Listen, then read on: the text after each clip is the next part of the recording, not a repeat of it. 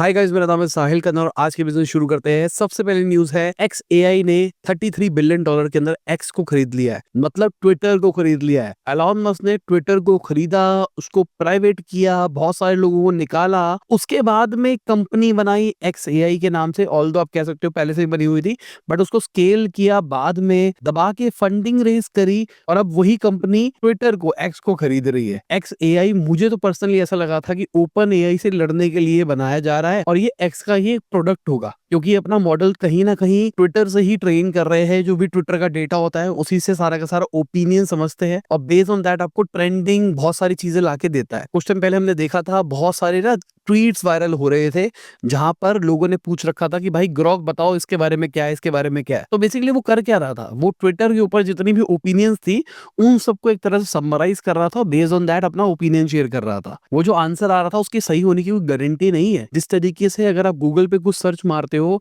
और आपको जो भी रिजल्ट दिखाई देता है उसकी भी कोई गारंटी नहीं है जो आपको दिखाई दे रहा है वो सही है। सिमिलरली यहाँ पे भी वही चीज हो रही थी। तो मुझे लगा था X के नीचे ही ये प्रोडक्ट रहेगा, X को स्केल किया जाएगा इसके नाम के ऊपर, बट कहीं ना कहीं अब ऐसा लग रहा है कि ये मेन प्रोडक्ट होने वाला है। X एक बैकबोन प्रोडक्ट होगा। एलॉन मस्क का focus social media as an social media नहीं होगा। एलॉन मस्क चाहेंगे कि भाई X से मुझे प्रॉफिट आए ना आए मुझे कोई लेना देना नहीं है, हमको बस अपने प्लेटफॉर्म का ज्यादा से ज्यादा यूजर बेस बढ़ाना है ताकि ज्यादा से ज्यादा ओपिनियंस आए, ताकि ज्यादा से ज्यादा हमारा मॉडल ट्रेन हो, ज्यादा से ज्यादा बेटर एफिशिएंट रिजल्ट ला पाए। पिछले कुछ टाइम के अंदर XAI ने पैसा भी बहुत ज्यादा रेस करा है और अब इनका प्लान ये है कि जो टॉप AI रिसर्चर्स है, चाहे डीप माइंड की बात कर लो, माइक्रोसॉफ्ट की टीम की बात कर लो या फिर ओपन AI की टीम की बात कर लो, सबको ये हायर करेंगे ताकि अपने आप को और नेक्स्ट लेवल लेके जा पाए। बाकी एलॉन मस्क ने एक और चीज क्लियर कर दी है कि वो डॉज से स्टेप डाउन कर रहे हैं। डॉज मतलब department of government efficiency. Basically ये US गवर्नमेंट के नीचे की एक शाखा थी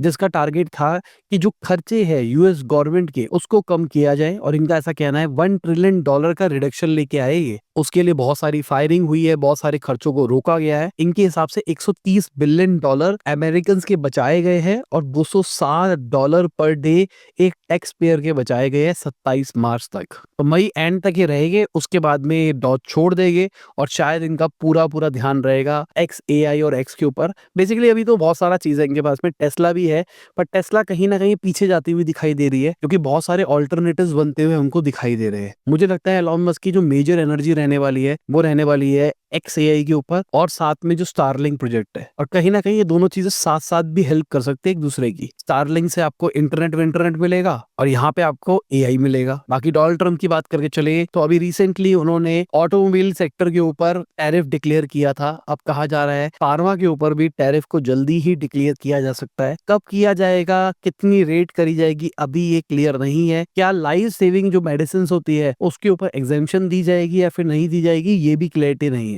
बट क्लियर है अगर आपको US के अंदर कोई माल बेचना है तो आओ US के अंदर फैक्ट्री लगाओ, बाहर का माल US में बेचोगे तो भाई मैं आप पे टैरिफ लगा दूंगा, या फिर आप भी हमारे पे टैरिफ मत लगाओ हम भी आप पे नहीं लगाते, फिर चल जाएगी गेम। इंडिया वाले जो US फार्म इंपोर्ट होते हैं उसके ऊपर टैरिफ कट को प्रपोज कर रहे हैं, जैसे आलमंड हो गए, वॉलनट हो गए, कैनबेरीज हो गए, पिस्ताचू हो गया, लेंटिल्स हो गए। और ये क्यों किया जा रहा है, क्योंकि भाई 2 अप्रैल आ रही है, 2 अप्रैल को US बॉम्ब फोड़ेगा।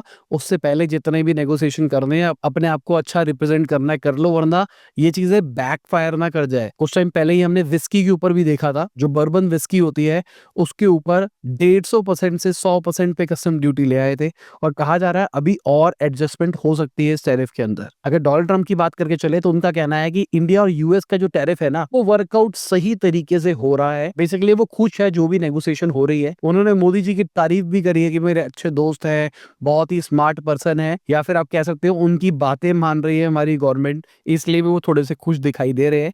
बट फिर भी उन्होंने ये बोला है कि इंडिया सबसे ज्यादा टैरिफ लगाने वाले नेशंस में से एक है। तो 2 तारीख को क्या बॉम्ब फूटेगा क्या नहीं फूटेगा ये टाइम बताएगा। बाकी सॉफ्ट बैंक $1 ट्रिलियन AI के अंदर इन्वेस्ट करने का प्लान कर रहा है US के अंदर। कुछ दिन पहले ही इन्होंने बात करी थी कि भाई $500 बिलियन इन्वेस्ट करे जाएंगे, डेटा सेंटर्स बनाए जाएंगे जहां पर प्रोजेक्ट स्टारगेट के अंतर्गत ओरेकल, ओपन AI और सॉफ्ट बैंक मिल के एक जॉइंट वेंचर बनाएंगे जहां पर AI इंफ्रास्ट्रक्चर के ऊपर काम किया जाएगा US के अंदर, तो उसके ऊपर भी पैसा लगाया जाएगा, प्लस और भी खुद के डेटा सेंटर्स बनाएंगे। इनका प्लान है कि जो इंडस्ट्रियल पार्क्स होते हैं उसके अंदर AI इक्विप्ड रोबोट्स लगाए जाए ताकि जो लेबर शॉर्टेज आती है उसको भी क्लियर किया जा सके। बाकी इंडिया की बात करके चले तो भाई कहीं ना कहीं हाल थोड़े ठीक नहीं दिखाई दे रहे हैं। 60% जो नए आईटी सर्विस डील हुई है इंडिया के अंदर वो 18 महीने से नीचे की हुई है, मतलब 18 महीने उससे नीचे की डील्स हुई है। अब ये गेम समझा रहा था होता क्या है, जैसे कि मान के चलो अब यूएस के अंदर कोई कंपनी थी, आपको अपनी कंपनी के अंदर ईआरपी लगवाना था, तो हमने क्या किया, आपकी पूरी कंपनी में ईआरपी डिप्लॉय किया, सब कुछ किया, तो हमने आपसे डील कर दी, ठीक है हम सब कुछ हैंडल करेंगे, 5 साल की डील कर लो। बट यहाँ पर क्या हो रहा है, आप कह रहे हो नहीं भाई 18 महीने की करेंगे, मतलब 1.5 साल की करेंगे। और ऐसा क्यों हो रहा है, क्योंकि एआई आ रहा है, दुनिया बहुत तेजी से चेंज होती हुई दिखाई दे रही है। तो आपने आज जो रिक्वायरमेंट डाली है 5 साल तक वही रिक्वायरमेंट रहेगी या नहीं रहेगी, वो एक सवाल निकल के आता है। और इंडिया आईटी सर्विस का बहुत बड़ा एक्सपोर्ट हब है, तो कहीं ना कहीं इंडिया के ऊपर इम्पैक्ट पड़ता हुआ दिखाई देगा। बट कहीं ना कहीं अगर एआई बढ़ता हुआ दिखाई दे रहा है, एजेंट वाली चीज बढ़ती हुई दिखाई दे रही है, तो कई लोगों का कहना है कि जो हायरिंग है फ्रेशर्स की वो फाइनेंशियल ईयर 25 के अंदर रीबाउंड कर सकती है।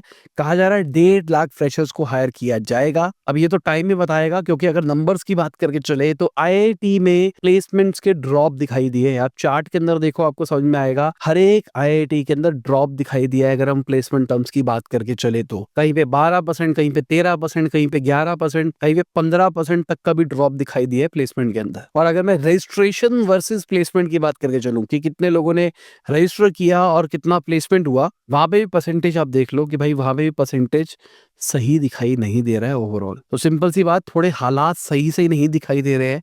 आईआईटीज जैसी जगहों के अंदर भी आईआईटी से भी पास होने के बाद में जॉब की गारंटी दिखाई नहीं दे रही है। वीडियो में आगे जाने से पहले आपको याद दिलाना चाहूंगा, आपने लाइक का बटन नहीं दबाया, साल की आखिरी वीडियो भाई लाइक कर दो यार, ये तो लाइक बनता है ना। चैनल को सब्सक्राइब नहीं किया तो सब्सक्राइब कर दो, इस फाइनेंशियल ईयर के सब्सक्राइबर बन जाओ, अगले फाइनेंशियल ईयर आपको समृद्धि मिलेगी, सब कुछ मिलेगा। जय माता दी। बाकी उदय कोटक जी की बात करके चले तो उन्होंने एक और वार्निंग दी है, अगर हम डिपॉजिट्स की बात करके चले इंडियन बैंकिंग सिस्टम के अंदर वो सही तरीके से नहीं हो रहे, मतलब लोग पैसा बैंक में नहीं डाल रहे क्योंकि उनके पास पैसा ही नहीं है ना। सेविंग नहीं होगी तो पैसा बैंक में नहीं डालेंगे, तो क्या हो रहा है, बैंक को 9% पे मार्केट से पैसा उठाना पड़ रहा है। और लोगों को अगर मैं होम लोन की बात करके चलूं तो 8.5% फ्लोटिंग रेट के ऊपर वो दे रहे हैं, तो लॉजिकली 0.5% का लॉस हो रहा है बैंक्स को, प्लस ऑपरेशनल लॉस तो अलग से होगा ही। तो कहीं ना कहीं जो बैंक डिपॉजिट की शॉर्टेज आ रही है उसकी वजह से बैंकिंग सिस्टम कोलैप्स कर सकता है, बैंक्स में दिक्कत आ सकती है। मैं पिछले कुछ टाइम से आपको कह रहा हूँ बैंक के हालात ठीक नहीं है, लोन्स खराब दिए गए हैं, भगवान ना करे कुछ उल्टा सीधा होता है तो बड़ा मार्केट में हम भूचाल देख सकते हैं। बाकी इकोनॉमिक्स की बात करके चले तो उनका कहना है आरबीआई अप्रैल के महीने के अंदर ही रेपो रेट को कम कर सकता है 0.25%। रिसेंटली कम करी थी उन्होंने, अब वो फिर से कम कर देगी। अब ये चीज बैंक पे कितनी देर में आती है वो देखने वाली बात है। रेपो रेट ने कम कर दिया, बट क्या हमारे ईएमआईस, क्या हमारे बैंक लोन्स के अंदर गिरावट दिखाई दी है या फिर नहीं दिखाई दी है। बाकी आरबीआई वालों ने एक और चीज बताई है, अगर करंट अकाउंट डेफिसिट की बात करके चले तो 11.5 बिलियन डॉलर के ऊपर पहुंच गया है। ये अगेन सही चीज नहीं है, 1.1% ऑफ जीडीपी हो गया। अगर हम मर्चेंडाइज ट्रेड डेफिसिट की बात करके चले तो वो भी हमको बढ़ता हुआ दिखाई दिया है, 79.2 बिलियन डॉलर पहुंच गया, जो कि पहले 71.6 था। नेट सर्विस रिजर्व की बात करके चले तो वो बढ़ती हुई दिखाई दी है, मतलब सर्विस वाला काम हमारा बड़ा है देश के अंदर, यहाँ पे 51.2 बिलियन डॉलर पे पहुंच गया।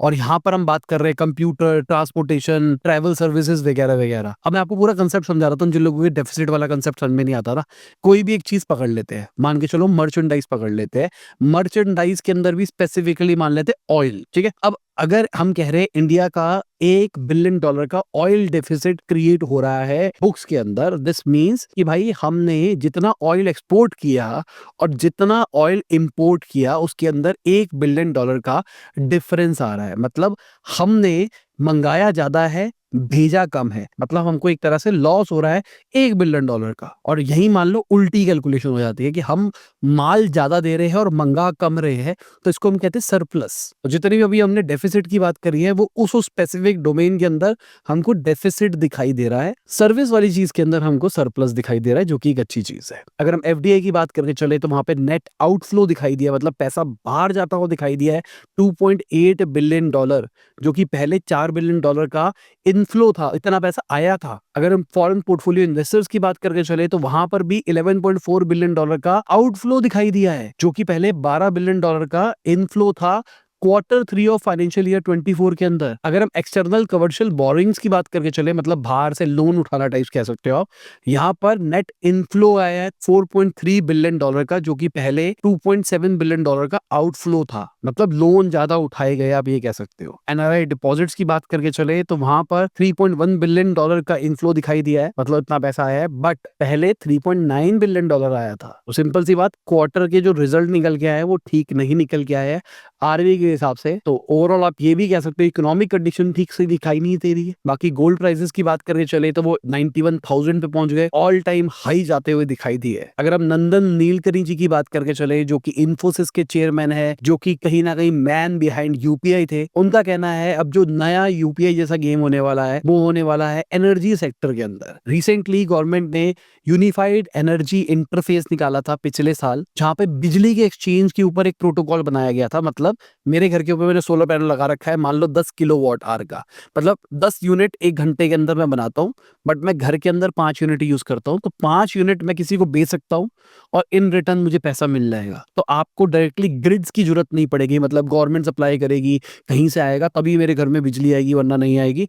हमको उसकी जरूरत नहीं पड़ेगी, हमारे पास में ऑल्टरनेटिव्स क्रिएट हो जाएंगे। लेट्स सी कब तक ये हो पाता है, क्योंकि सुनने में अच्छी चीजें लग रही है, एग्जीक्यूशन कब तक होगा सवाल ये है। अगर हम फेविकॉल की बात करके चले तो अब वो पेंट बिजनेस के अंदर भी उतर रहे हैं। हाइशा करके उन्होंने ब्रांड निकाला है भाई। फेविकॉल अभी तक एडिसिव मार्केट के अंदर एक बहुत बड़ा प्लेयर था, उनका डिस्ट्रीब्यूशन नेटवर्क बहुत अच्छा बना हुआ था, तो ये उसी को ऑप्टिमाइज करेंगे, वहीं पे अपना माल बेचेंगे, क्योंकि कहीं ना कहीं जब फेविकॉल निकलता है वहीं पेंट वगैरह इनके निकल सकते हैं। प्लस इन्होंने 1200 नए रिटेल आउटलेट भी खोले हैं पिडिलाइट की दुनिया के नाम से, जिसकी वजह से इनके 16,000 स्टोर्स हो गए हैं पूरी इंडिया के अंदर। मतलब प्रोडक्ट मार्केट में आराम से एक्सेसिबल हो पा रहा है। बाकी स्काई एयर की बात करके चले तो उन्होंने बेंगलुरु के अंदर ड्रोन डिलीवरी शुरू कर दी है। 7 मिनट में ड्रोन में आपको माल पहुंचा दिया जाएगा। इनके पास Blue Dart, DTDC, Shiprocket, Ecom Express सबके सब पार्टनर्स है। प्लान इनका है फूड डिलीवरी के अंदर भी। अभी पहले गुरुग्राम में था, अब बेंगलुरु में भी चले गए। और मैं पहले क्लियर कर देता हूँ, अभी के टाइम पे इंडिया के अंदर direct to consumer drone delivery नहीं हो रही है। अगर हो रही है तो कमेंट सेक्शन में बताना, क्या आपने कोई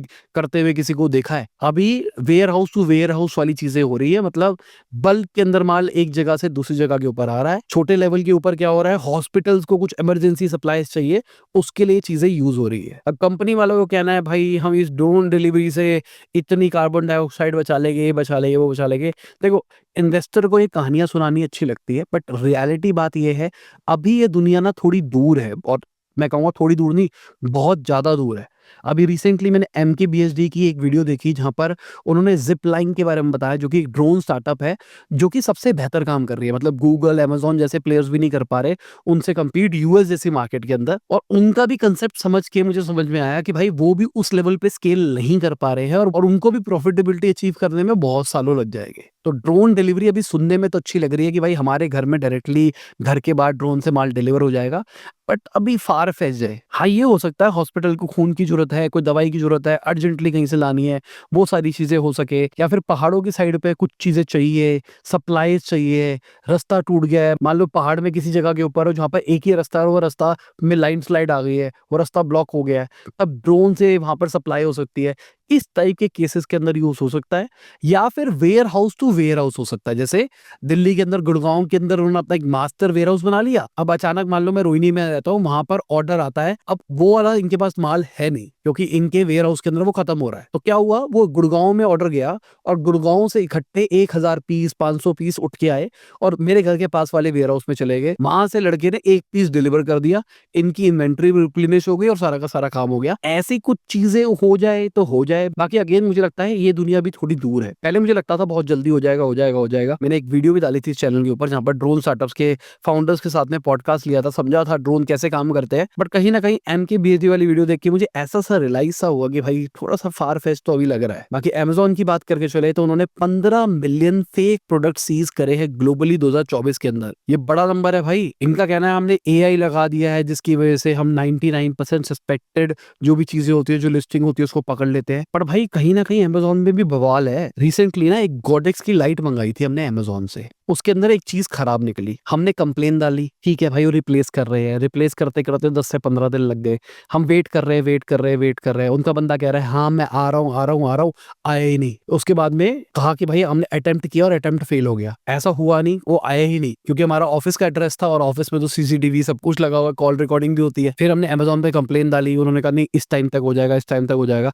कर करके महीने से ऊपर उन्होंने सीन खींच दिया।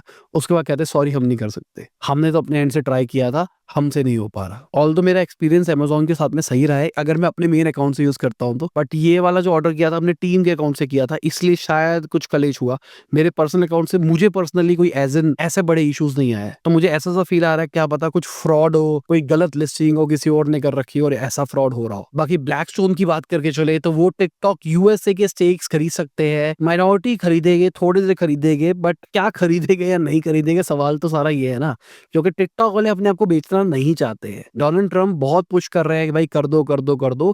अभी रिसेंटली उन्होंने एक ऑफर भी निकाला था कि भाई चाइना वालों को हम बहुत सारी डील्स दे देंगे, बहुत सारा टैरिफ डिस्काउंट दे देंगे, बस हमको टिकटॉक दे दो। बट फिर भी बाइट डांस की तरफ से कोई भी चीज सामने निकल के नहीं आई थी। तो अभी टिकटॉक बैन हो सकता है यूएस के अंदर कंप्लीटली, क्योंकि जो डेडलाइन थी वो क्लोज आती हुई दिखाई दे रही है। बट मेरे को नहीं लगता कि डेडलाइन पे टिकटॉक को बैन किया जाएगा। मेरे हिसाब से वो एक्सटेंड ही होगा, क्योंकि डोनाल्ड ट्रम्प ने पहले भी हिंट किया हुआ है चाइना वालों को, पहले हम डील देंगे फिर ये करेंगे ये करेंगे। तो मुझे लगता है कि एक्सटेंड होगी डील, टिकटॉक बैन नहीं हो रहा अभी तो। बाकी गूगल की बात करके चले तो $100 मिलियन का फाइन पे करने के लिए तैयार हो गया है। 14 साल पुराना उनका एक लॉ सूट था, उसको सेटल करने के लिए। बेसिकली किसी एक बंदे ने एड चलाई और वहां पर उसने जो लोकेशन सेट करी थी उसके बाहर से क्लिक आ रहे थे, इस चक्कर में केस हुआ है पूरा पूरा। अब थोड़ा समझा देता हूँ क्या होता है। जब भी कोई भी हम ऐड चलाते हैं, चाहे फेसबुक की बात करके चलो या गूगल एड्स की बात करके चलो, बाय द वे जब ये केस हुआ था उस टाइम पे उसका नाम एडवर्ड्स हुआ करता था। तो उसमें क्या होता है, जब भी हम ऐड चलाते हैं तो हमारे पास में लोकेशन टारगेटिंग का ऑप्शन आता है। तो हम पिन पॉइंट कर सकते हैं स्पेसिफिक पिन कोड के ऊपर। उस टाइम तो ये मान के चलो हम मॉल्स को भी कर सकते थे टारगेट, कि भाई मुझे एक स्पेसिफिक मॉल टारगेट करना है। तो अगर मैंने एक लोकेलिटी टारगेट कर लिया तो उसी के अंदर ऐड चलेगी ना, उसी की वेसिनिटी में चलेगी, उससे बाहर एड्स नहीं चल सकती। तो यहाँ पर मामला क्या है कि भाई उसके बाहर ऐड चली है, और जो कि एक गलत चीज है। तो गूगल सेटल तो कर रहा है। क्या गूगल अभी जो क्रोम का सेटलमेंट होने वाला है वो करेगा या फिर नहीं करेगा? क्योंकि अभी तो गूगल की शुरुआत है, ये केस होगी। गूगल पे एक बड़ा जो केस होगा वो यही फंसेगा कि भाई आप अपना गूगल क्रोम बेचो, क्योंकि चल रहा है बहुत टाइम से। यूएस वाले कह रहे हैं कि भाई एंटी कॉम्पिटिटिव प्रैक्टिस आप कर रहे हो, आपको बेचना पड़ेगा, बेचना पड़ेगा। गूगल वाले घुमाए जा रहे हैं। लेट्स सी ये चीज हो पाती है या फिर नहीं हो पाती है। तो इसी के साथ में आज की वीडियो खत्म होती है। उम्मीद करता हूं आपको मजा होगा। लाइक कर देना, शेयर कर देना, करना वीडियो कैसी लगी। बाय, गुड नाइट, गुड हाफिज, गुड मॉर्निंग, आफ्टरनून, जब भी आप वीडियो को देख रहे हैं। जय हिंद, वंदे मातरम, दुआ भी याद रखना।